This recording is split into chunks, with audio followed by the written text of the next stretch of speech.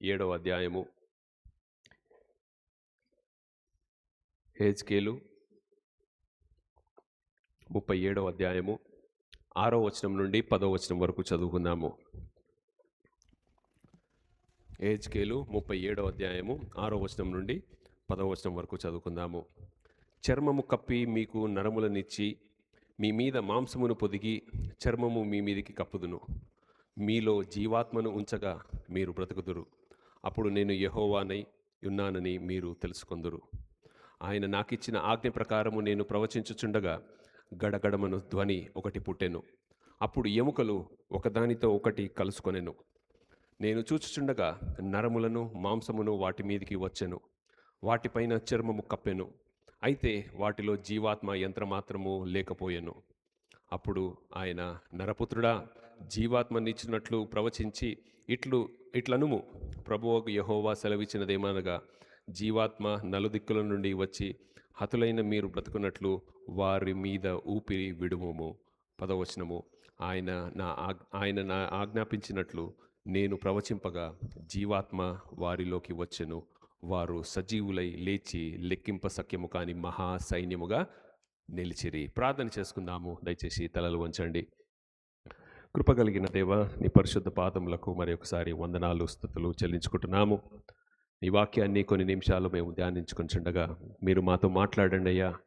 మాకు కావలసిన ఆత్మీయ ఆహారము దయచేసి మా అంతరంగ పురుషుడనై దేవా మేము తృప్తిపరచులాగున ఆహారమును మాకు దయచేయమని, నీ వాక్యాన్ని వినగలిగే చెవులను గ్రహించే మనస్సులను మాకు దయచేయమని, అది విత్తనములాగా నాటబడి దాని ప్రకారంగా ఫలభరితమైన జీవితం మేము నడుచుకునేలాగా మాకు సహాయం దయచేయమని కోరుచు యేసుక్రీస్తు అతి పరిశుద్ధమైన నామంలో బ్రతిమిలాడి వేడుకుంటున్నాము తండ్రి. ఆమేన్, ఆమేన్. ఈరోజు నా వాక్య అంశము పునరుద్ధీకరణ. నా వాక్య అంశము పునరుద్ధీకరణ, రెస్టోరేషన్.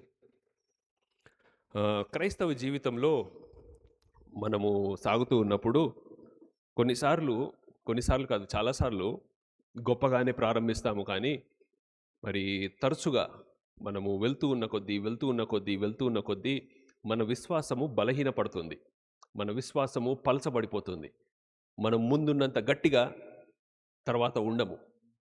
ఇది ఎవరు ఒప్పుకున్నా ఒప్పుకోకున్నా ఇది ఒక జీవిత సత్యం. ఎందుకంటే మనం మనమే పరీక్షించుకోండి.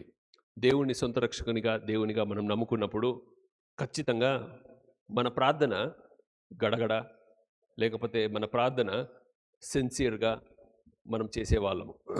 కానీ తర్వాత మన నిద్రను బట్టి, మన అలసటను బట్టి, మన family prayer India is my country లాగా అయిపోతుంది. ఎంతమందికి ఇండియా ఈజ్ మై కంట్రీ వచ్చు? ఎస్పెషల్లీ పిల్లలు, చదువుకునే పిల్లలు. భారతదేశం నా మాతృభూమి అనే ప్రతిజ్ఞ ఎంతమందికి వచ్చు? అసెంబ్లీలో చెప్పినట్టు వచ్చు అంటే వచ్చు కాదు, ఖచ్చితంగా పదాలను ఒత్తి పలకడం వచ్చు. ఇండియా ఈజ్ మై, అది అందరికి వస్తుంది, దాని తర్వాత రాదు. ఇట్లా వస్తుంది అనమాట. ఇట్లా వస్తుంది. ఒక్కళ్ళని లేపి నేను మైక్ ఇస్తా, చెప్తారా? అది వచ్చు అంటే వచ్చు, ఈ వచ్చు కాదు. 200 మందిలో India is my country, alone light my happiness, అది లాస్ట్. ఫస్ట్ ఇంజన్ వస్తుంది, తర్వాత ఎండింగ్ భోగి వస్తుంది, మధ్యలో మాత్రం దేవునికి ఆవిరైపోతుంది. మన ప్రేయర్ కూడా చాలాసార్లు, మా ఎవలిన్ కూడా ప్రేయర్ చేస్తుంది తినేటప్పుడు కానీ పడుకునేటప్పుడు కానీ, ఒక రైమ్స్ లాగా ట్వింకిల్ ట్వింకిల్ లిటిల్ స్టార్ అని పెద్దగా అవుతున్నప్పుడు దానికి నేర్పించడానికి ప్రయత్నం చేస్తున్నాము. ఎందుకు అంటున్నానంటే, మన విశ్వాస జీవితంలో ముందుకు వెళ్తున్నప్పుడు అలవాటు ప్రకారంగా మన విశ్వాస జీవితం అయిపోతుంది, అలవాటులాగా అయిపోతుంది. అయితే ఇక్కడ ఒక ప్రాముఖ్యమైన కీలకమైన ప్రశ్న ఏంటంటే, విశ్వాసులు పడిపోతారా? దేవుణ్ణి నమ్ముకున్న బిడ్డలు పాపములో కానీ, శ్రమల్లో కానీ, తప్పు మార్గాల్లో కానీ పడిపోతారా? పడిపోతే ఆయన విశ్వాసి ఎలా అవుతాడు? Question number 1. ఓకేనా?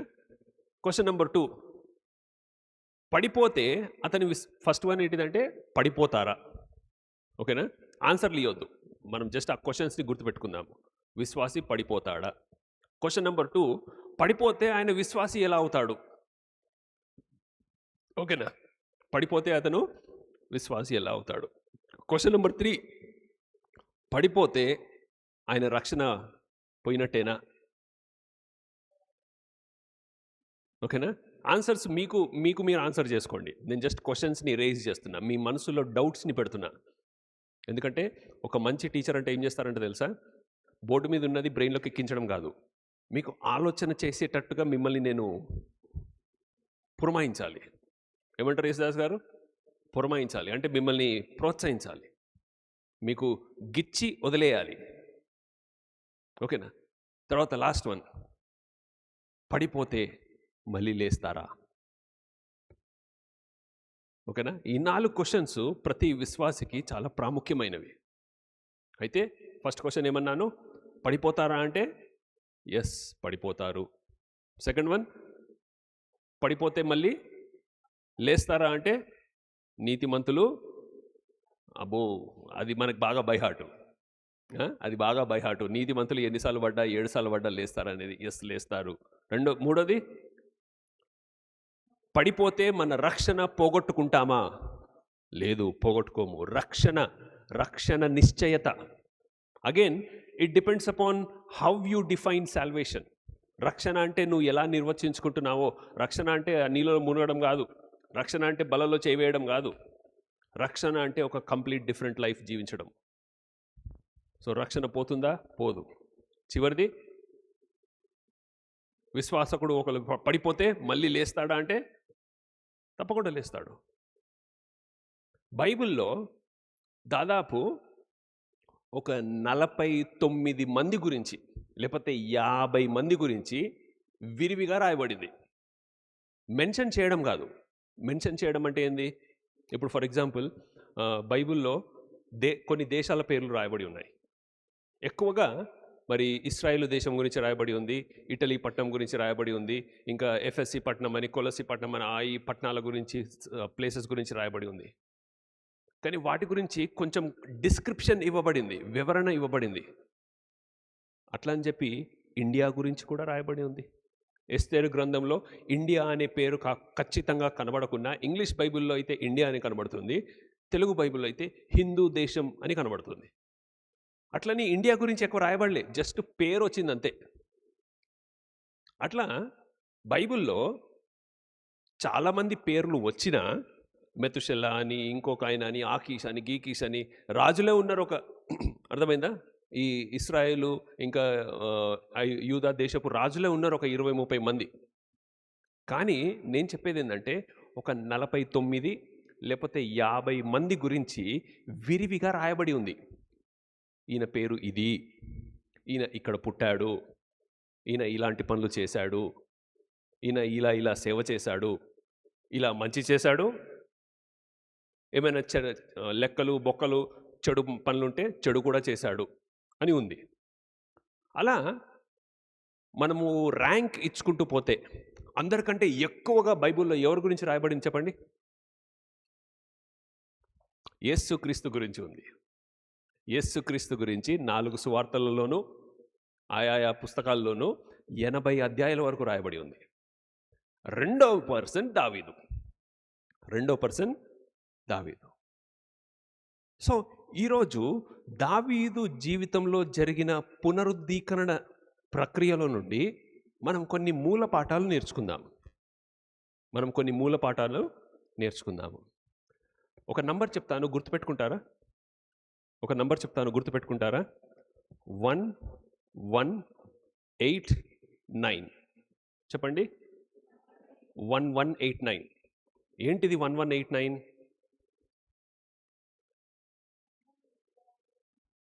1189 ఎందుకు అనంటే 1189 1189 అధ్యాయాలు బైబిల్లో ఉన్నాయి.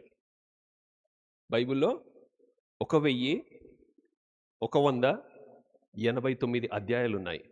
1189. మొదటి 2 అధ్యాయాలు ఏ పుస్తకంలో ఉన్నాయి చెప్పండి? ఆదికాండం మొదటి అధ్యాయము, 2వ అధ్యాయము.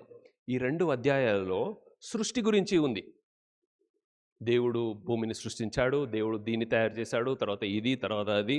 అలా మొదటి అధ్యాయం అంతా సృష్టి గురించి, రెండో అధ్యాయం కూడా సృష్టి గురించి ఉంది. అలాగే చివరి 2 అధ్యాయాలు దేవుడు క్రొత్త ఆకాశాన్ని తయారు చేశాడు, అక్కడ కూడా సృష్టియే. కొత్త భూమిని తయారు చేస్తాడు. తర్వాత అక్కడ ఆయన సింహాసనము అలా ఉంటుంది. ఆ సింహాసనంకి అటొక రివర్, ఇటొక రివర్. తర్వాత అక్కడ మరి 12 కాపులు కాసే, 12 ఫలాలు ఇచ్చే గొప్ప గొప్ప వృక్షాలు ఉంటాయి, దానికి మంచి మంచి పండ్లు వస్తాయి అని కొత్త సృష్టిలో నూతన ఆకాశము, నూతన యెరూషలేము, నూతన భూమి ఎప్పుడైతే సృష్టింపబడుతుందో అది ఎలా ఉంటుందో ఆ 2వ అధ్యాయంలో ఉంది. ఎందుకు ఇంత ఖచ్చితంగా చెప్తున్నానంటే మొదటి 2 అధ్యాయాలు సృష్టి గురించే, చివరి 2 అధ్యాయాలు కూడా సృష్టి గురించే. మధ్యలో ఉన్న 1185 చాప్టర్స్లలో పునరుద్ధీకరణ గురించి మాత్రమే ఉంది. దేవుడు తయారు చేసింది మనుషుడు ఎలా పోగొట్టుకున్నాడో అది పెట్టినా అన్న దాంట్లో ఉందనుకుంటా కదా. సో 2 చాప్టర్స్ ఏమో సృష్టిలో ఉంది. ఓహో, మీకు అది లేదు కదా, నేను కరెంట్ పోయింది కదా, మర్చిపోయినా, సారీ. Okay, no problem. అయితే వీలైతే దీంట్లో పెట్టున్నా వస్తుందా ప్రొజెక్టరు? ఆ ప్లగ్ తీసేసి ప్రొజెక్టర్ ప్లగ్ దీంట్లో పెట్టు. బ్యాటరీ ఎంతసేపు వస్తుందో చూద్దాం. 1189లో 4 తీసేస్తే 85. 1185 అధ్యాయాలలో కేవలము దేవుడు మనిషికి ఏమేమైతే ఇచ్చాడో అది ఆన్ చేయనా అన్న.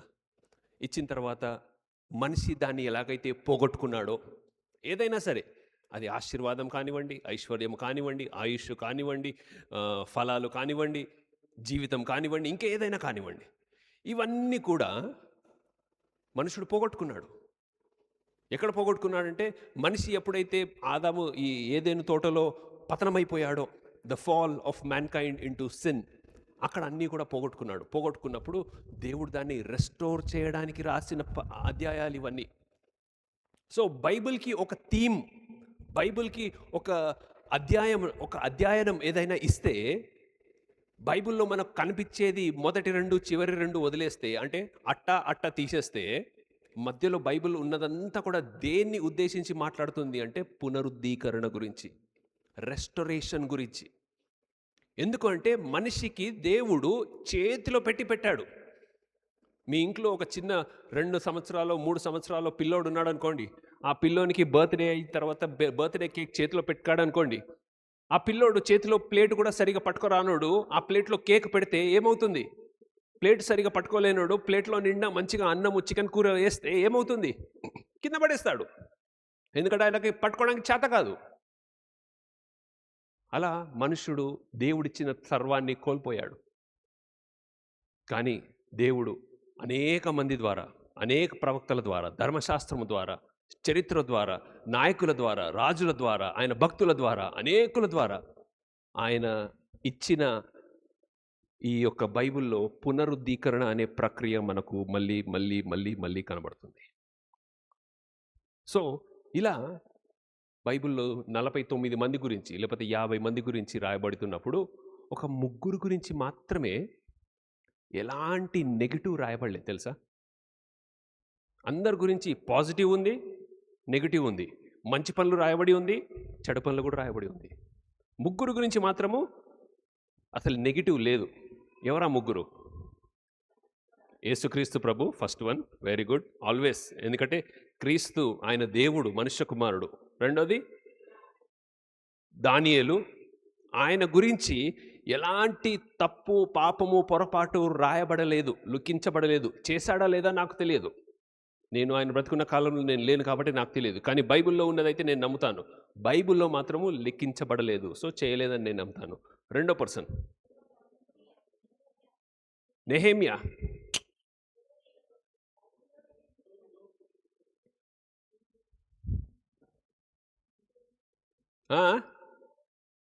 యోసేపు, వెరీ గుడ్. ఏ యోసేపు? యేసుక్రీస్తు వల్ల నాన్న యోసేపు కాదు, యాకోబు కుమారుడైన యోసేపు, ఐగుప్తునకు ప్రధాని అయిన యోసేపు. ఆయన జీవిత కాలమంతట్లో కూడా ఎక్కడ కూడా పాపంలో పడినట్టు కానీ, దొరిలినట్టు కానీ, కనీసము శోధింపబడినట్లు కానీ కూడా రాయబడలేదు. So these three are the people who do not have any kind of negative account.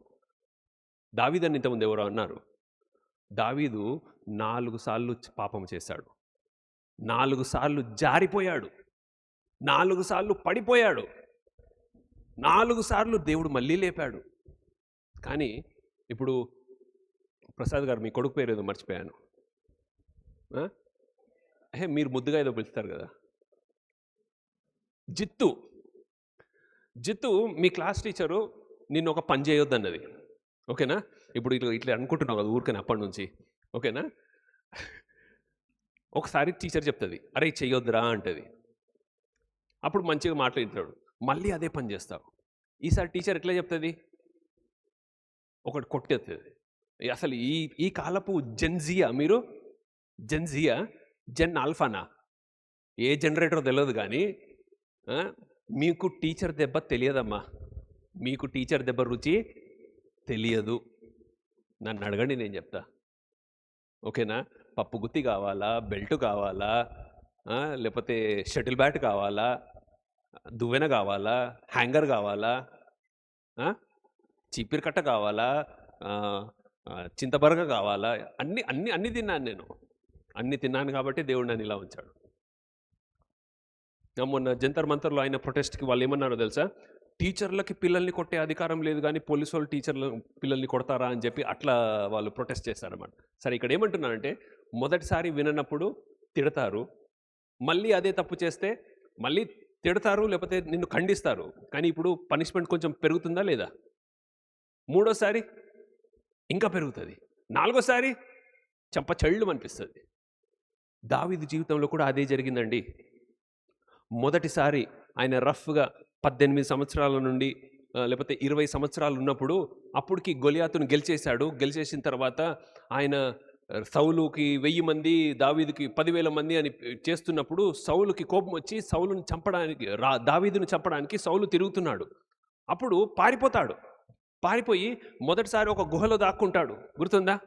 గుహలో దాక్కున్నప్పుడు ఆయన బాత్రూమ్కి పోతుంటే వెనకల నుంచి వచ్చి తన కండువను కోసేసేసి, అయ్యా ఇదిగో నాకు కనబడుతుంది. అప్పటికి దావీదు పక్కన ఉన్న ఫ్రెండ్స్ ఉంటారు కదా, వాళ్ళు ఏమంటారో తెలుసా? దేవుడు నీకు అప్పగించాడు. ఒకసారి 1 సమూయేలు తీయండి, 1 సమూయేలు 29వ అధ్యాయము ఉందా నాన్న? 29 ఏ వచనము?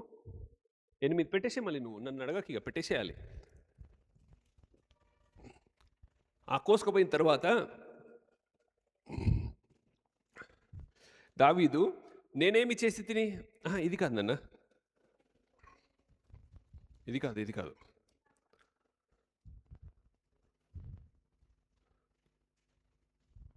రైట్, 24వ అధ్యాయం, 24వ అధ్యాయంలో 4వ వచనము. దావీదు పక్కన ఉంటున్న తన ఫ్రెండ్ అంటాడు, దావీదు, దీనికంటే మంచి ఛాన్స్ దొరుకుతుందా? దేవుడు నీ శత్రువును నీ చేతికి అప్పగించాడు. నువ్వు ఏ గుహలైతే దాక్కున్నావో ఆ గుహలోనే బాత్రూమ్ పోవడానికి నీ శత్రువు వచ్చాడు. వెనకల నుంచి ఒక్క దెబ్బతో వేసాయి. ఏమంటున్నాడు చూడండి దావీదు, జనులు అదిగో నీ దృష్టికి ఏది మంచిదో అది నీవు చేయునట్లుగా నీ శత్రువుని నీ చేతికి అప్పగింతునని యెహోవా నీతో చెప్పిన దినము వచ్చింది.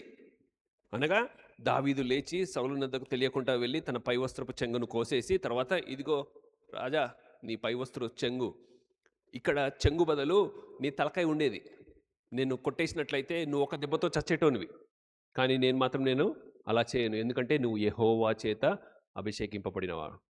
మీకు చాలామందికి ఈ విషయం తెలుసో లేదో కానీ ఇంకో అధ్యాయం తర్వాత పోతే ఇంకో ఛాన్స్ కూడా వస్తుంది. ఇంకో దగ్గర ఏమవుతుందో తెలుసా? సౌలు ఒక ఈటను ఇట్లా నిలబెట్టేసి తన నీళ్ళ బుడ్డిల్ని, అంటే వాటర్ బాటిల్ని పెట్టేసేసి మధ్యలో పడుకుంటాడు. తన దగ్గర ఉంటున్న 300 మందో లేకపోతే 3000 మంది సైన్యం చుట్టూ ఇట్లా సర్కిల్లాగా పడుకున్నప్పుడు వాళ్ళందరికీ కూడా గాఢ నిద్ర దయచేసింది దేవుడే అని బైబిల్లో ఉంటుంది. ఎంత గాఢ నిద్ర వచ్చిందంటే శత్రువు వచ్చి నీ తల తెగ్గొట్టేసుకొని వెళ్ళిపోయినా కూడా వాళ్ళు లేవలేనటువంటి పరిస్థితి. కానీ మళ్ళీ దావీదు ఇదే మాట అంటాడు, అతను యెహోవా చేత అభిషేకింపబడినవాడు కాబట్టి నేను అతన్ని కొట్టను. ఇంత స్పిరిచువల్ మెచ్యూరిటీ ఉన్న వ్యక్తి, ఎంత స్పిరిచువల్ మెచ్యూరిటీ! దేవుని చేత అభిషేకింపబడిన నాకు శత్రువైనా సరే దేవుని చేత అభిషేకింపబడిన సౌలుని నేను దొంగ దెబ్బ తీయను. అంత స్పిరిచువల్ మెచ్యూరిటీ ఉన్న వ్యక్తి గొలియాతుని తన అన్నదమ్ములందరినీ కూడా ఒక్క దెబ్బతో చంపేసిన వీరుడు, అప్పటికే 23వ కీర్తన రాసిన యెహోవా నా కాపరి అనే గొప్ప భక్తుడు 25 సంవత్సరాల సమయంలో, మొదటి సమూయేలు 29వ అధ్యాయంలో జరిగిన స్టోరీ, సౌలుకు భయపడి శత్రువైన ఫిలిస్తీయుల దగ్గరికి పారిపోయాడు. అంటే ఎలా ఉందంటే, మన ఇండియా ప్రైమ్ మినిస్టర్కి భయపడి పాకిస్తాన్ పారిపోయినట్టుగా. ఎంత విడ్డూరం, ఎంత హీనము. అది మొదటిసారి పడిపోతాడు. పోయి ఒక మందబుద్ధి గలవాడిలాగా, లేకపోతే ఒక పిచ్చవాడిలాగా మొత్తము గడ్డాన్ని పెంచేసుకొని సొల్లు కారుస్తూ ఏదో ఇట్లా ఏదో రోగం వచ్చిన లాగా యాక్టింగ్ చేసుకుంటూ, ఎవడీడు అంటే ఈయన ఒకప్పుడు హీరో కానీ మన దగ్గర ఇట్లా జీరోలాగా పడిపోయి ఉన్నాడని చెప్పి ఆకీషు అనే రాజు దగ్గర బాడీ గార్డ్ లాగా పనిచేశాడు. మొదటిసారి పడిపోయాడు. రెండోసారి ఎప్పుడు పడిపోతాడు? ఒక 38-40 సంవత్సరాల వయస్సులో. ఆ టైంలో ఏమవుతుందంటే, దేవుడు ఖచ్చితంగా చెప్పాడు, యాజకులు, లేవీయులు, ఇంకా చెప్పాలంటే కల్దీయులు కాదు, ఏదో జనం వాళ్ళు ఉంటారు, వాళ్ళు తప్ప మందసాన్ని ఎవరు టచ్ చేయకూడదు, వాళ్ళు తప్ప వేరేలతో మోసుకొని రాకూడదు. అంటే ఎడ్ల బండి తీసుకొని వస్తున్నప్పుడు అక్కడ మరి ఒక స్పీడ్ బ్రేకర్ వచ్చిందేమో, ఎడ్ల బండి నుంచి మందసం పడిపోతున్నప్పుడు ఒక ఆయన చేయి పట్టి ఆపుతుంటే ఆయన అక్కడికక్కడే చనిపోతాడు. ఆయన పేరు ఉజ్జియా, ఓకే, ఇంగ్లీష్లో ఉజ్జా. సో మొదటిసారి పడిపోయినప్పుడు పెద్దగా పనిష్మెంట్ ఏం దావీదుకు రాలే. సెకండ్ టైం వద్దురా జిత్తు వద్దు, కానీ ఏమన్నాడు? నేను చేస్తా అన్నాడు. పడిపోయాడు, ఒక్క ప్రాణం పోయింది.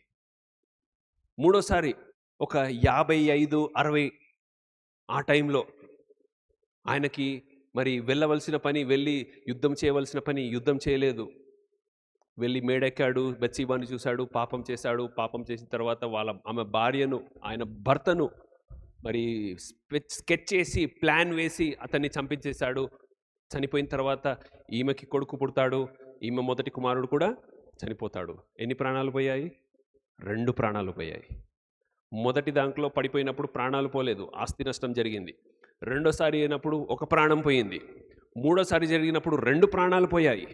నాలుగోసారి ఇతనికి ప్రైడ్ వచ్చేసింది.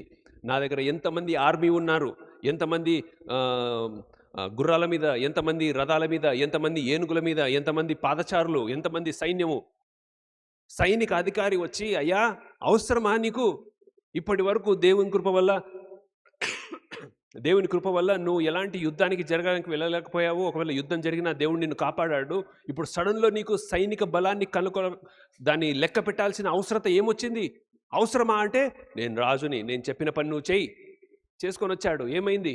ఒక్క రోజులోనే 70,000 మంది చనిపోయారు.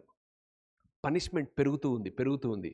ఫస్ట్ టైం పడిపోయినప్పుడు ఆస్తి నష్టం, సెకండ్ టైం పడిపోయినప్పుడు ఒక్కడు చనిపోయాడు, థర్డ్ టైం జరిగినప్పుడు 2 చనిపోయారు, ఫోర్త్ టైం జరిగినప్పుడు 70,000 మంది చనిపోయారు.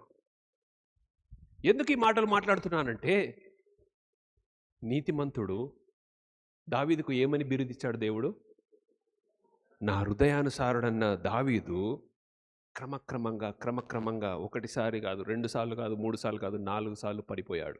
పడిపోయినా కూడా ప్రతిసారి ఆయన ఎప్పుడైతే దేవుని వైపు తిరిగాడో, దేవుడు ఎమ్మటే ఇప్పుడు చాలామంది స్మార్ట్ ఫోన్స్కి ఏమొచ్చేస్తాయి తెలుసా? మన ఫేస్ అన్లాక్ వచ్చేస్తాయి కదా. ఎట్లాగైతే ఫేస్ని చూడంగానే అది 1 సెకండ్, మహా అంటే 2 సెకండ్లు, దానికి మించి తీసుకోదు, నీ ఫోన్ ఓపెన్ అయిపోతుంది.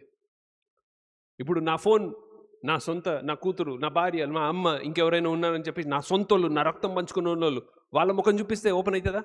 ఓపెన్ కాదు. అది నా ముఖానికి సెట్ అయ్యింది కాబట్టి నిన్ను రికగ్నైజ్ చేస్తుంది, నీ ఫేస్ని రికగ్నైజ్ చేస్తుంది. ఎందుకు మాట్లాడుతున్నానంటే, నువ్వు ఎంత చావు గోతిలో అయినా పడు, ఓకేనా? నువ్వు దేవుని వైపు చూడు, దేవుడు ఎమ్మటే ఎంత మేకప్ వేసుకున్నా, ఎంత బురద అంటుకున్నా, ఎంత నీ ముఖం మీద యాసిడ్ పడి, ఓకేనా? ఈ ఫేషియల్ రికగ్నైజేషన్ ఫోన్స్ ఎంతమంది దగ్గర ఉన్నాయి? ఫేస్తో నీ ఫోన్ ఓపెన్ అయ్యే ఎంతమంది దగ్గర ఉన్నాయి? మీ ఫోన్లకి కళ్ళద్దాలు వేసుకోండి, ఓపెన్ కాదు. మాస్క్ వేసుకోండి, ఓపెన్ కాదు. మాస్క్ తీయమంటుంది. నువ్వే, నీ ఫోనే, నీ ఫేసే రికార్డ్ అయింది, కానీ కళ్ళద్దాలు వేసుకోగానే ఎవరో వచ్చిండు నేను ఓపెన్ కాను అని నీ ఫోన్ అంటుంది. మాస్క్ వేసుకోగానే అంటే ఇక్కడ ఎందుకు అంటున్నాను తెలుసా? నీ ముఖం మీద మొత్తం యాసిడ్ పడి ముఖమంతా కూడా అందచందం లేకుండా, ముఖం తేడా లేకుండా కాలిపోయినా కూడా నీ కాలిపోయిన ముఖాన్ని కూడా దేవుడు ఇట్టా పట్టేస్తాడు. హల్లెలూయా! అది దేవుని యొక్క పునరుద్ధరీకరణ శక్తి. అయితే జాగ్రత్త సుమా, ఇప్పుడు కొత్తగా ఒక చాలా చెడ్డ ప్రవచన రీతి అయిన టీచింగ్, డిసైపుల్షిప్, లేకపోతే ఒక డినామినేషన్ బాగా విజృంభిస్తుంది. దాన్ని బట్టి జాగ్రత్త. దాని పేరేంటో తెలుసా? ఇంగ్లీష్లో దాన్ని హైపర్ గ్రేస్ అంటున్నారు. ఏమంటున్నారు? Hyper grace. చాలామంది పాస్టర్లు పెద్ద పెద్ద చర్చెస్లో ఇదే నేర్పిస్తున్నారు. ఏంటి హైపర్ గ్రేస్ అంటే? ఎన్నిసార్లు పడినా దేవుడిని ముఖం కడుగుతాడు కదా, పడు డొర్లు. బయట ఎక్కువ బండ్లు ఎక్కడ ఉంటాయి? వైన్ షాప్లో అంటారు, నేను దాన్ని గుళ్ళు అంటాను. ఓకేనా? శ్రీనివాస గుడి, ఆ గుడి, ఈ గుడి. ఆ గుళ్ళ దగ్గర ముంగట భక్తులు భక్తితో బొర్రుతూ ఉంటారనమాట. చూసారా? ఈ హైపర్ గ్రేస్ ఏం నేర్పిస్తుంది తెలుసా? దేవుడు ఎన్నిసార్లు అయినా నువ్వు లేపుతాడు కాబట్టి నువ్వు బొర్లు. దేంట్లో బొర్లు? బురదలో బొరుతావో, సెప్టి ట్యాంక్లో బొర్లుతావో, పాపంలో బొరుతావో, పడు, ఏం కాదు. నువ్వు ఎన్ని పాపాలు చేసినా దేవుడు క్షమిస్తాడు అనే తప్పుడు సిద్ధాంతాలను నేర్పించే ప్రవచనాలు, ప్రవచకులు, బోధలు వచ్చేసాయి. వాటి నుండి జాగ్రత్త. దేవుని కృప నిన్ను ఎలాంటి పాపినైనా కడగగలిగే కృప. కానీ దాని అర్థము నువ్వు ఏదైనా చేసుకుంటా పో, దేవుడు కేవలం ఇట పట్టుకొని చూస్తూ ఉంటాడు అంటే అది చాలా పెద్ద పొరపాటు. అదొక అపోహ. ప్రతిసారి నువ్వు పడిపోయినప్పుడల్లా దేవుడు నిన్ను పట్టుకొని చేయి పట్టుకోవడానికి సిద్ధంగా ఉంటాడు. కానీ నువ్వు పడిపోతే లేపుతావు కదా దేవా అని చెప్పి నువ్వు ప్రతిసారి పడుతూ ఉన్నట్లయితే దేవుని యొక్క కృపను నువ్వు ఫుట్బాల్ తన్నినట్టు తన్నుతున్నట్టు. దాని విలువ నువ్వు దానికి అక్నాలెడ్జ్మెంట్ చేయట్లేదు. దాని నుండి చాలా చాలా జాగ్రత్తగా ఉండాలి. సో ఈరోజు జస్ట్ ఈ ఒక చిన్న విషయాన్ని నేను కొంచెం ఒత్తి పలకాలనుకుంటున్నాను. దావీదు జీవిత చరిత్రల నుండి 4 సార్లు పడిపోయాడని చెప్పాను కదా. మొదటిది ఒక్కటినే చూద్దాము. ఆయన పడిపోయినప్పుడు ఆయన ఎలా పడిపోయాడో, ఆయన పడిపోవడము, ఆయన పతనము ఎలా జరిగిందో మనం చూద్దాము. The root cause of drifting away. Root cause అంటే ఏందో తెలుసా?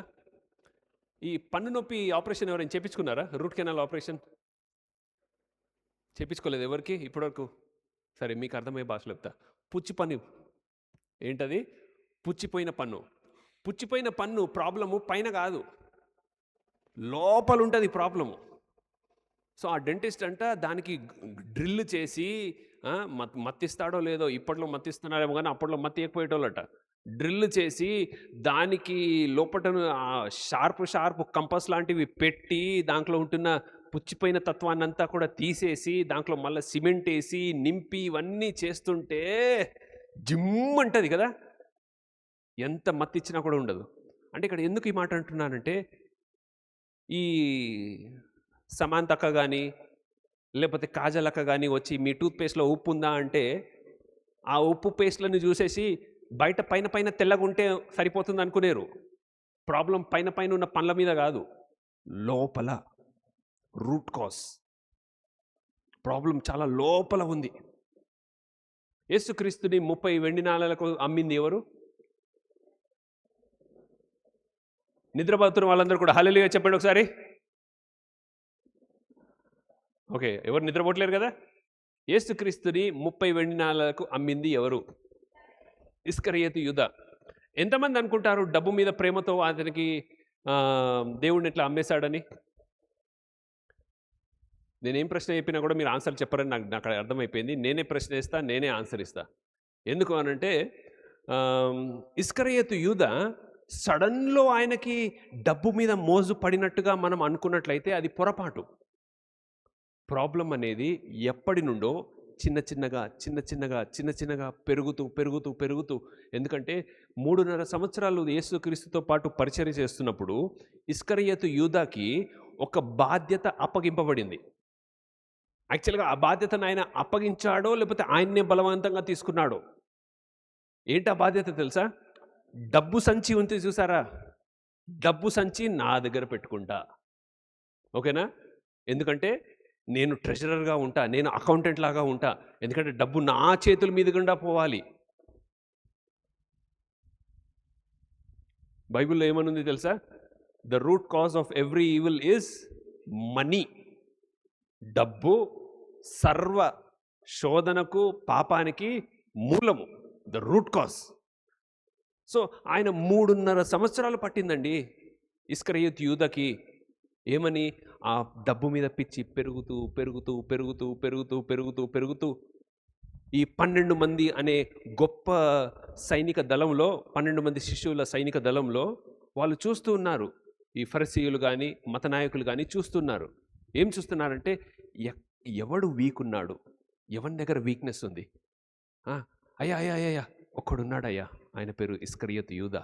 ఆయనకు ఒక చిన్న వీక్నెస్ ఉంది. ఏందా వీక్నెస్? డబ్బు. సరే, ఒక బానిసకు, ఒక స్లేవ్కి మనం ఎంత కడతాము? ఇప్పుడు రేట్ ఎంత ఉంది మార్కెట్లో అంటే 30 వెండి నాణాలు అయ్యా. సరే 30 వెండి నాణాలు అతనికి ఇచ్చేసేయండి, మనం అతనికి అమ్మేస్తాడు అంటే అమ్మేశాడు, కొన్నాడు.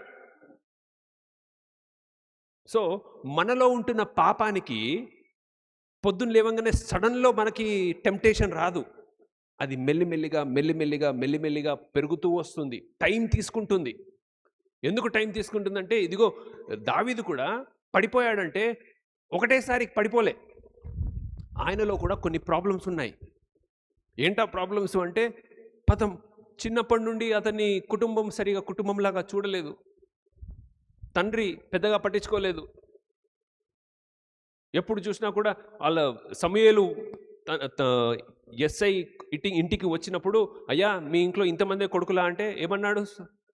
ఇంతమందే ఉన్నాడు, ఇంకెవరు లేరా? ఎంత దరిద్రపు తల్లిదండ్రులైనా కూడా ఎంతమంది పిల్లలు ఉన్నారో ఒక చిన్న ఐడియా అయితే ఉంటుంది. చిన్న ఐడియా, ఎంత చదువురానోడైనా ఎంతైనా కూడా. ఈయనకేం 100 మంది ఉన్నారా పిల్లలు? 100 మంది లేరు, 10 మంది. 7 అన్నదమ్ములు. 7 అన్నదమ్ములలో ఒకడిని మర్చిపోయాడు. He was least.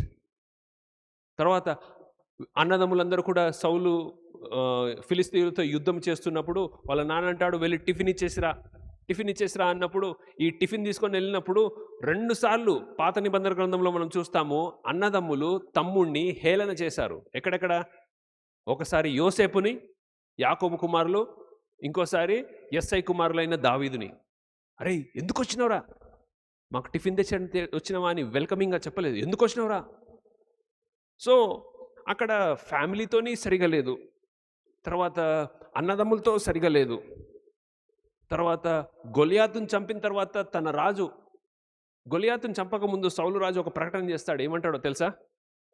ఎవరైతే గొలియాతుని చంపుతారో నా రాజ్యంలో సగము, ఇంకో బోనస్ ఉందనుకుంటా, నా కూతుర్నిచ్చి పెళ్లి చేస్తా అన్నోడు ఏం చేస్తున్నాడో తెలుసా? చంపడానికి ప్రయత్నిస్తున్నాడు.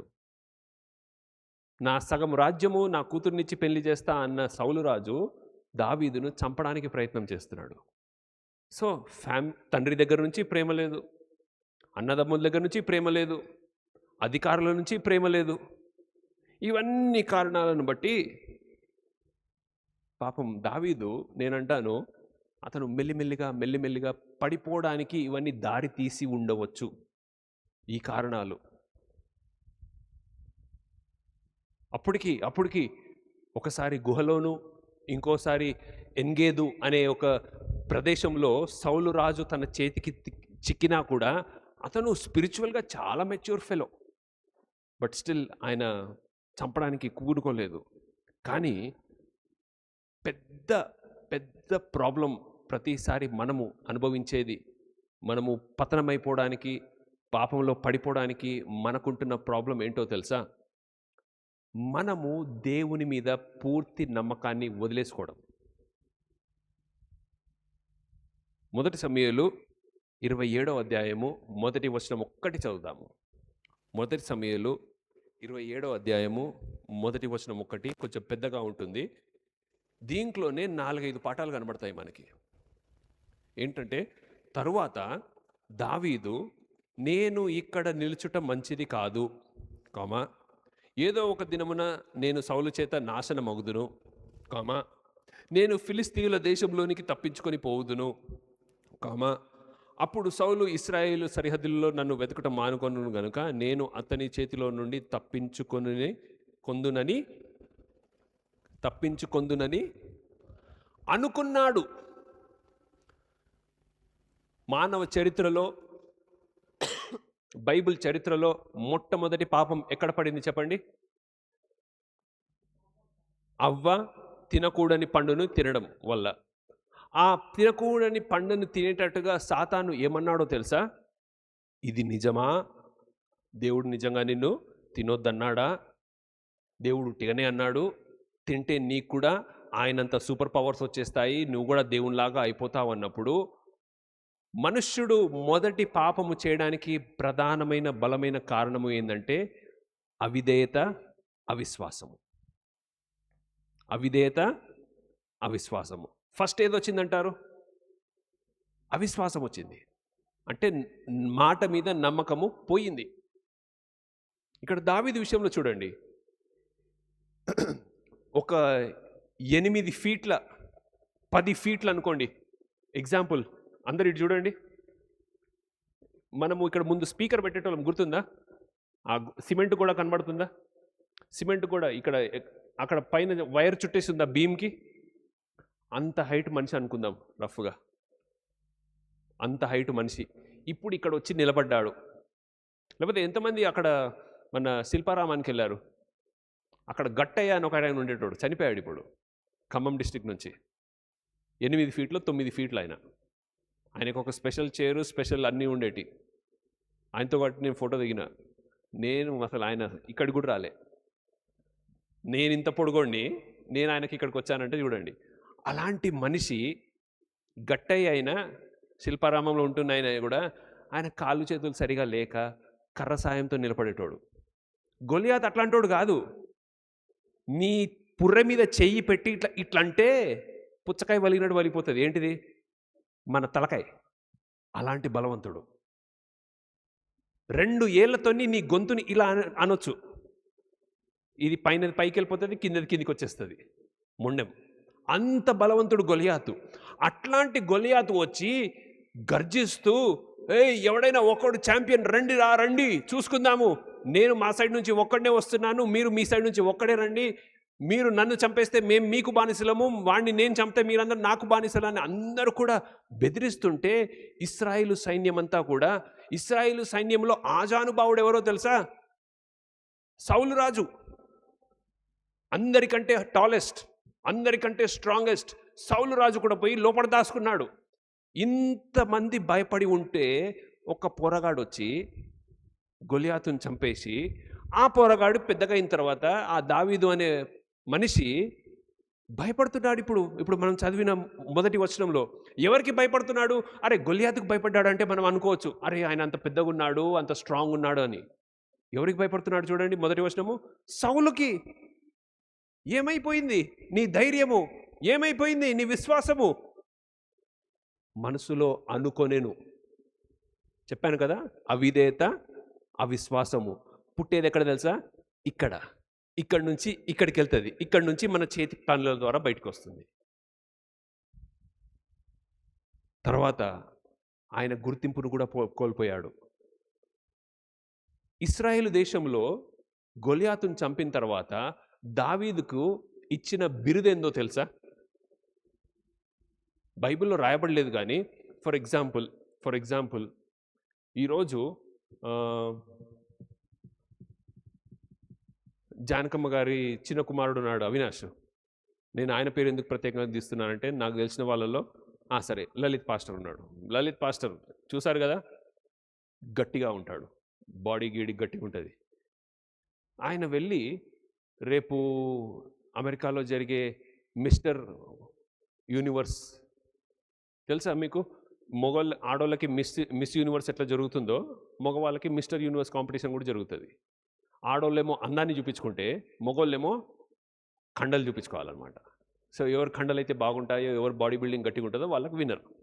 సో ఎస్తేరా అంటే మీ కొడుకుకు మిస్టర్ యూనివర్స్ పోటీ వచ్చిందనుకోండి, అయినా కూడా ఆయన మంచితనాన్ని బట్టి ఆ టైటిల్ విన్ అయిన తర్వాత మళ్ళీ మనతో సీదా సాదాగా ఉంటే, ఇప్పుడు రేపు ఇక్కడ ఉన్న వాళ్ళు ఎవరైనా కూడా లలిత్ పాస్టర్ని ఏమని పిలుస్తారు చెప్పండి? సరదాగా బాడీ బిల్డర్, లేకపోతే మిస్టర్ యూనివర్స్, లేకపోతే పైల్వాన్ హైదరాబాద్ భాషలో అంటారా లేదా? ఇప్పుడు అంత పొడుగున్న గొల్యాతును చంపిన దావీదుని ఏమని పిలిచి ఉంటారు? ఛాంపియన్ ఉండకపోవచ్చా? ఎందుకంటే ఏ మొగోడు కూడా చంపలేనటువంటి యోధుణ్ణి, శత్రువుని, గొల్యాతుని టీనేజ్లో మీసాలు కూడా సరిగి పెరగని ఏజ్లో చంపి తలకాయ కూడా నరకేశాడంటే ఆయన ఒక సోల్జర్, సూపర్ సోల్జర్, పైల్వాన్. ఆ పైల్వాన్ పోయి సౌలుకు భయపడి అక్కడ పోయి దాచుకొని తన శత్రువైన ఆకీషుని నా ఏలినవాడా, నా యజమానుడా అని తన గుర్తింపును పోగొట్టుకునేలాగా ఆయన మాట్లాడాడు. ఒకసారి చదువుదాము. 29వ అధ్యాయము 8వ వచనము. మొదటి సమూయేలు 29వ అధ్యాయము 8వ వచనము.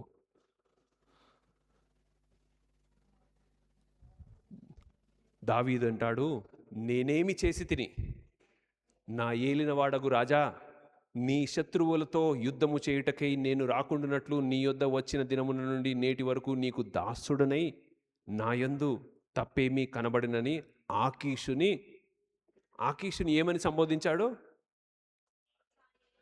నా ఏలినవాడా, నా రాజా, నీ దాసుడిని నేను, నీ కాల్ముక్త. అంటే ఇక్కడ ఏమంటున్నారు చూడండి, how compromised is his identity. ఆయన గుర్తింపును పోగొట్టుకున్నాడు. ఆయన ఆకీషు దగ్గరికి వెళ్ళి సౌలు మీద భయముతో ఆకీషు దగ్గరికి వెళ్ళి ఆకీషు తన యొక్క ఫ్రెండ్స్ అందరితో కలిసి మళ్ళీ ఇశ్రాయేలు దేశమైన సౌలు మీదికి దండయాత్రకు వస్తున్నప్పుడు, అంటే ఇంకో మాటలో చెప్పాలంటే నీ ఇంటిని కొల్లగొట్టడానికి నువ్వే నీ శత్రువులతో కలిసి దొంగతనానికి వస్తున్నట్టు, యుద్ధానికి వస్తున్నట్టు. కానీ ఆకీషు యొక్క స్నేహితులు అంటారు, ఇతను ఎవరో కాదయ్యా, నీకు తెలియకపోవచ్చు, మన ఫిలిస్తీయుడైన గొలియాతు చంపింది ఈయననే. నువ్వు కత్తిని పెట్టే బ్యాగ్నేమో అంటాము, వరనా ఏమంటారు గట్టిగా? వర. కత్తిని వరలో పెట్టుకోవాలి కానీ కోసుకపోతుంది. నువ్వు ఇక్కడ పెట్టుకొని తిరుగుతా అంటలేవు, ఇక్కడ పెట్టుకుంటా అంటున్నావు. అట్లా పెట్టుకొని తిరిగితే వాడు రేపు ఆకీష్ వాళ్ళ ఫ్రెండ్స్ అంటున్నారు, ఆ దావీదు అక్కడికి వెళ్ళిన తర్వాత, ఎందుకంటే ఇతను ఇశ్రాయేలు వాళ్ళే, మనం వెళ్ళేది కూడా ఇశ్రాయేల్ దేశానికి, వాళ్ళు ఫిక్సింగ్ చేసుకొని మన మీదికి రివర్స్ అయితే ఎట్లా? అందుకే అతన్ని పంపించేసేయి. అప్పుడు ఆకీష్ అంటాడు, అవునా ఇంత ఉందా, సరే దావీదు నువ్వు ఇన్ని రోజులు నాకు బాడీ గార్డ్గా పనిచేసావు, పర్వాలేదు, కానీ నువ్వు ఇప్పుడు నాతో రావద్దు. అంటే నా ఏలినవాడా, నా రాజా, నీ దాసుడైన నేను, నాలో నీకేమి తప్పు కనిపించను. ఎంత అలంకారము, ఎంత ప్రాస, ఎంత వ్యాకరణము, ఎంత ఎటకారము. అంటే he completely forgot what God has done to him. He completely forgot what he has done. ఆయన దేవుని పట్ల చేసిన పనులనే కానీ, దేవుడు ఆయన పట్ల చేసిన పనులనే కానీ, ఆయన గొలియాతు నుండి మరి ఇశ్రాయేలు రాజ్యాన్ని ఎలా జయం కలిగించాడో ఇవన్నీ కూడా మర్చిపోయాడు. సో జారిపోవటం అనేది క్రమక్రమంగా జరుగుతుంది. ఈరోజు మనం బైబిల్ అర్ధగంట చదువుతాం అనుకోండి, రేపు 25 నిమిషాలు చదువుతాం, ఎల్లుండి 20 నిమిషాలు అయిపోతుంది. ఎల్లుండి నేను ఇయర్ ఫోన్ పెట్టుకొని ఆడియో బైబిల్ వింటా. అట్లా ఒకటేసారి మనకి చెడ్డ అలవాటు రాదు. ఇప్పుడు సిగరెట్ తాగుతున్నాడు అనుకోండి, ఒకటేసారి పెట్టెలు కాల్చాడు. ఫస్ట్ ఫ్రెండ్ ఒక్క దమ్ము కొట్టరా అంటాడు, ఫస్ట్ ఫ్రెండ్ ఒక్క పెగ్గేరా అంటాడు, ఒక్కసారి సినిమా చూద్దాం రారా అంటాడు. అది మెల్లిమెల్లిగా బిల్డ్ అవుతుంది. డ్రగ్స్కి, అడిక్షన్స్కి కూడా ఒకటేసారి రాత్రికి రాత్రే కూనికోర అయిపోడు. ఒక ఆయన టైమ్స్ ఆఫ్ ఇండియాలో ఒక మర్డరర్ని ఆయన ఇంటర్వ్యూ చేశాడంట. ఏమని ఇంటర్వ్యూ చేశాడంటే, నీ మొదటి మర్డర్ చేసిన తర్వాత నీకు ఎలా అనిపించిందయ్యా అంటే, నాకు 3 రోజులు నిద్ర పట్టలేదయ్యా. ఆయన పీక కోసినప్పుడు అక్కడి నుంచి రక్తం ఇలా చితురుతుంటే నేను అది చూడలేక అన్నం ముద్ద దిగగా నేను 3 రోజులు పడుకోలేదయ్యా అన్నాడట. అదే వ్యక్తి ఒక 20-30 మర్డర్లు చేసిన తర్వాత, లాస్ట్ మర్డర్ చేసిన తర్వాత నీ ఫీలింగ్ ఎలా ఉందయ్యా అంటే, ఏముంది, స్నానం చేసుకొని ఛాయ్ తాగి సినిమాకి వెళ్ళి నేను బిర్యానీ తినేసి పడుకున్నా, అలవాటు అయిపోయింది. అప్పుడు ప్రాణమే, ఇప్పుడు ప్రాణమే, అప్పుడు శోధనే, ఇప్పుడు శోధనే. It will grow on us. అది మెల్లిమెల్లిగా పాకుతుంది. ఇక్కడ మరి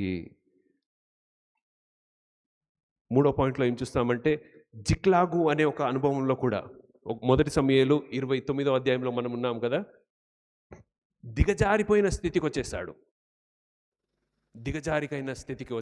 ఎవరు? దావీదు. మనం ఎవరి గురించి మాట్లాడుతున్నాం ఇవాళ? దావీదు గురించి మాట్లాడుతున్నాము. ఎలాంటి దిగజారిన స్థితి అంటే, ఆకీషు వెళ్ళగొట్టేస్తాడు కదా. ఆకీషు వెళ్ళగొట్టేసిన తర్వాత దావీదుతో పాటు 300 మంది సైన్యం ఉన్నారు ఆయనతో పాటు ఎప్పుడు కూడా.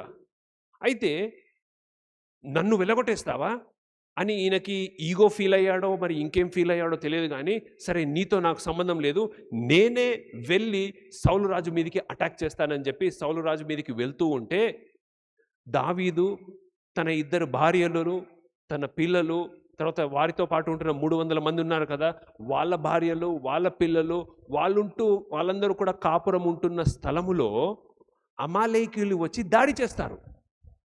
దాడి చేసినప్పుడు వాళ్ళందరినీ కూడా ఎత్తుకొని వెళ్ళిపోయిన తర్వాత, అప్పుడు వీళ్ళు ఆ న్యూస్ విన్న తర్వాత తిరిగి వచ్చినప్పుడు, దావీదును అప్పటి వరకు ఎవరైతే సపోర్ట్ చేశారో తలా ఒక రాయి తీసుకొని దావీదు మీదికే ఎదురు తిరిగినట్టుగా మనం చూస్తాం. ఎవరు? దావీదుతో ఉంటున్న తన జనులు, తన బాడీగార్డ్స్, తన సైన్యము, వీళ్ళందరూ కూడా మొదటిగా ఏడ్చారట. ఎలా ఏడ్చారో తెలుసా? ఇంకా ఏడవడానికి కూడా ఉందా ఆ మాట?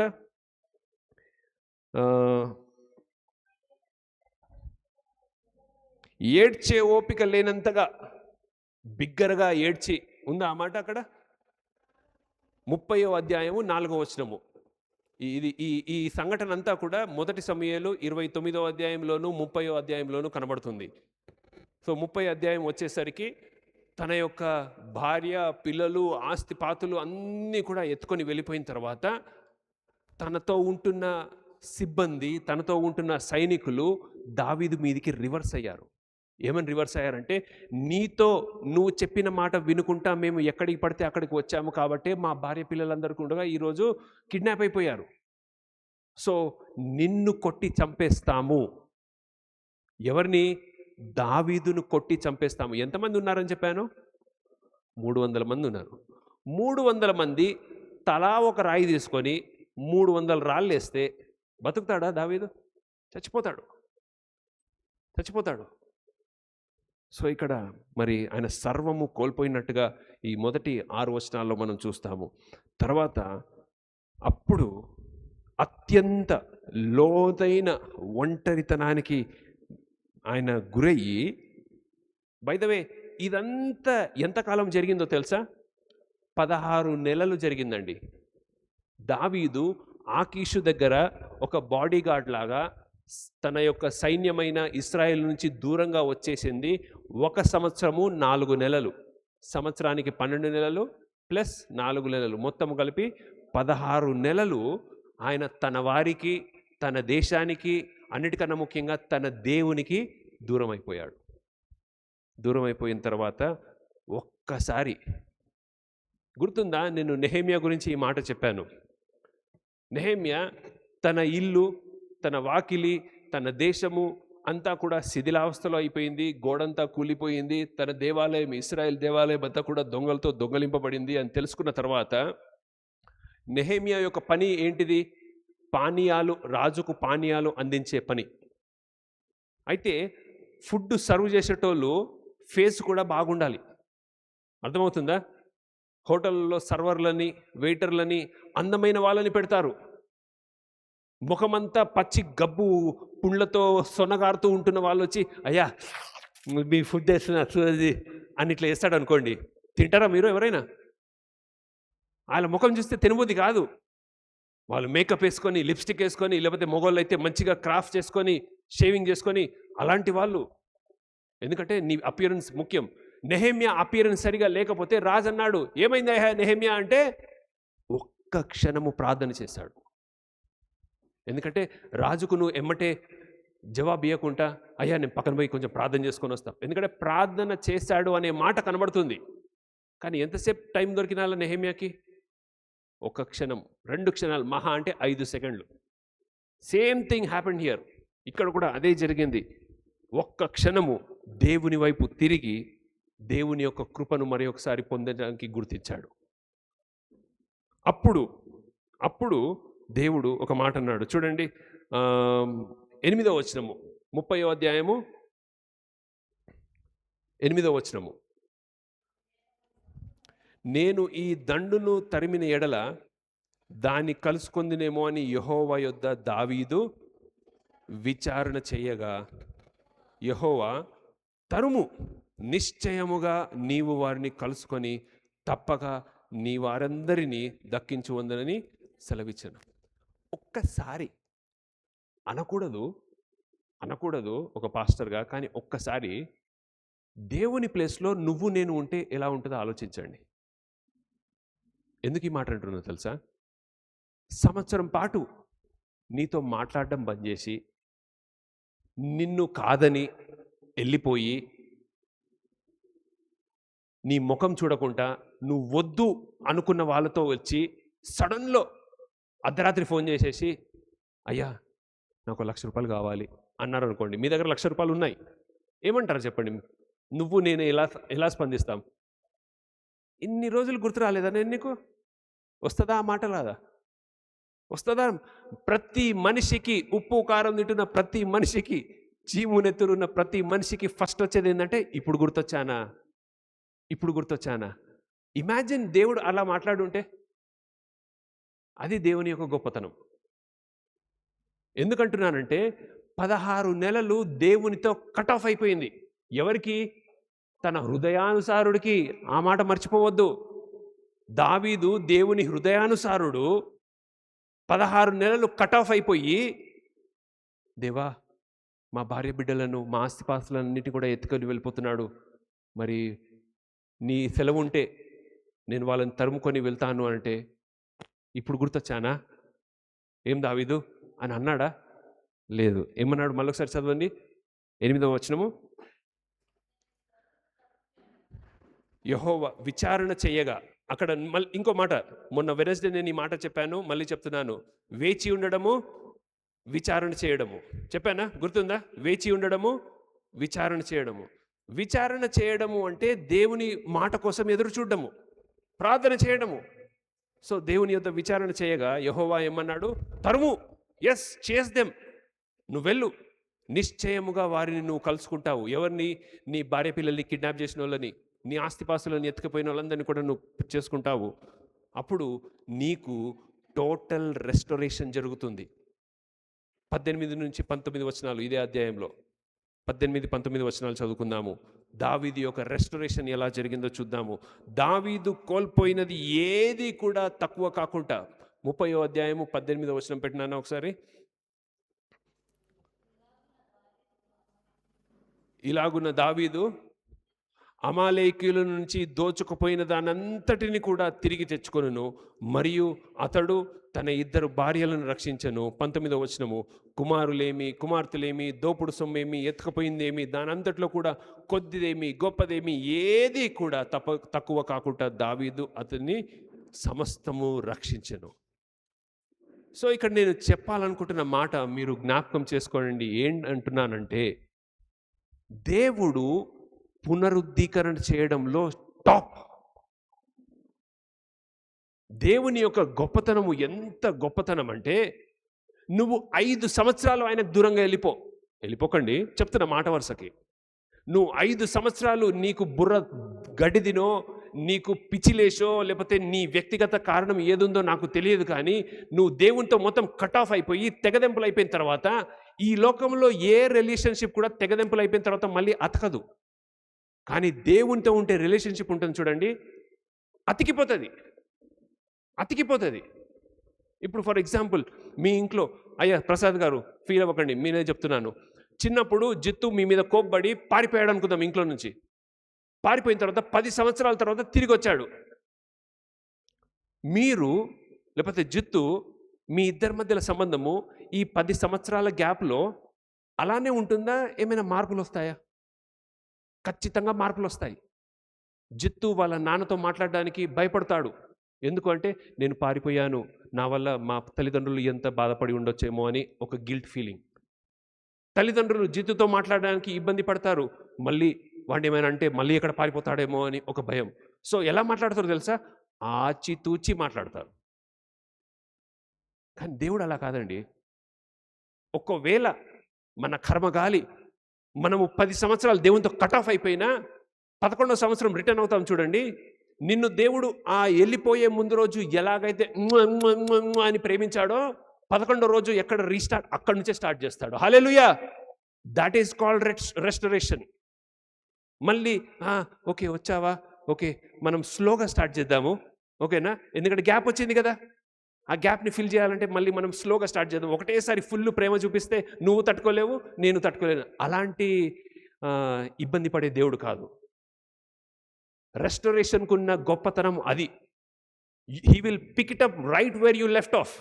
ఎక్కడైతే నువ్వు వదిలిపెట్టావో అక్కడ నుంచి మళ్ళీ పికప్ చేసుకుంటాడు దేవుడు. అలాంటి ప్రేమనే చూపిస్తాడు. ఇంకా ఎక్కువనే చూపిస్తాడేమో, కానీ తక్కువ మాత్రం అసలు చూపించాడు. హల్లెలూయా. లేచి నిలబడదాం ఇప్పుడు ఒకసారి.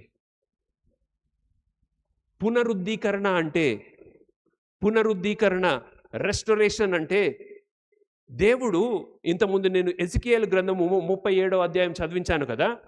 ఆ 37వ అధ్యాయంలో ఏమవుతుందో తెలుసా? ఎజికియేలు ఆయన దర్శనంలో ఆయన ఒక లోయలో నిలబడతాడు. అక్కడన్నీ కూడా ఎండిన ఎముకలు కనబడుతూ ఉంటాయి. ఆ ఎండిన ఎముకలు కనబడినప్పుడు, నన్ను పెట్టు తల్లి ఒకసారి, అది ఆ లాస్ట్ ఫోటో ఉంది కదా, మీకు కనబడుతుందో లేదో. ఆ ఎండిన ఎముకల్లో దేవుడు ఏం చేస్తాడో తెలుసా? ఫస్ట్ ఎముకలను సిద్ధపరుస్తాడట. కొంచెం బయాలజీ చదివిన వాళ్ళు, కొంచెము మెడికల్ ఫీల్డ్లో ఉన్నవాళ్ళు, మన బాడీ స్ట్రక్చర్ ఎలా ఉంటుందో తెలుసా?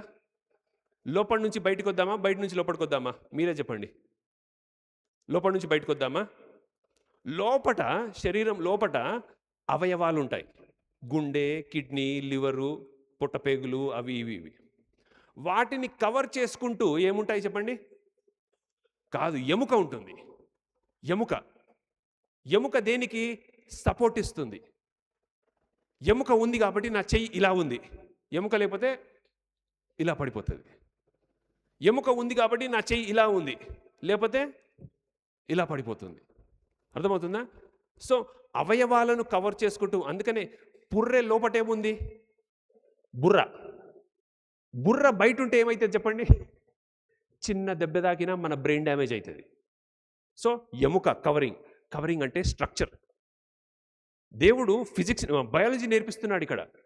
ఇక్కడ ఉంటుంది. ఫస్ట్ ఎముకను అతకబెడతాడు. ఎముక మీద నుంచి ఏమొస్తుందో తెలుసా? మాంసము, మసిల్ టిష్యూ, నరాలు. ఓకేనా? ఇవి బలాన్ని చేకూరుస్తాయి. మసిల్ దేనికి ఉంటుందండి? బలానికి. ఓకేనా? ఆ మాంసము మీద ఇంకో కవరింగ్ వస్తుంది, దాన్నే చర్మము. చర్మము బ్యూటీ ఇస్తుంది. ఓకేనా? మీరు రాసే పౌడర్లు, సోపులు, క్రీములు మన లోపల ఎముకలక, లేకపోతే మాంసానిక, లేకపోతే చర్మానిక? లోపల ఎట్లున్నా పర్లేదు, కానీ చర్మం మాత్రం నిగనిగలాడాలి. సో దేవుడిచ్చేది bone structure, muscle strength, skin beauty.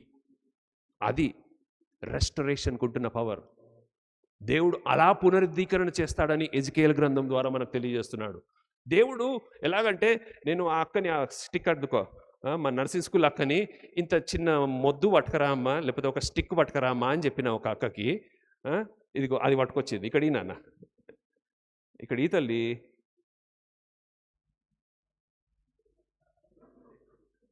ఒక స్టిక్ పట్టుకరా అంటే, ఇగో ఎవరో కాదు, ఆమె కాదు, ఎక్కడుంది ఆమె?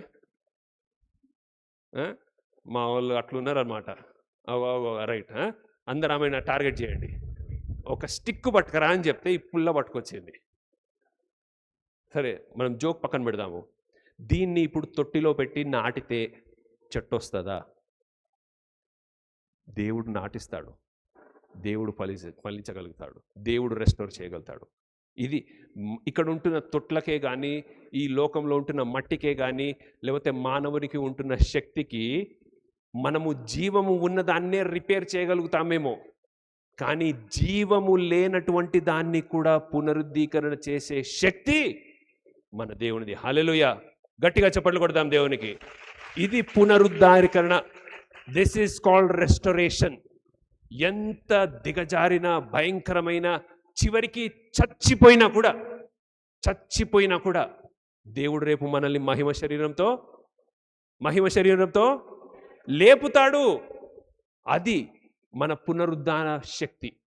అందుకనే మనం పునరుద్ధానుడైన దేవుడు అంటాము, అందుకనే పునరుద్ధాన దినము అంటాము, అందుకనే పునరుద్ధానము అనే పదాన్ని వాడతాము. ఎందుకంటే చనిపోయిన దానిని కూడా లేపగలిగే శక్తి దేవునికి ఉంది. ప్రార్థన చేసుకుందాము.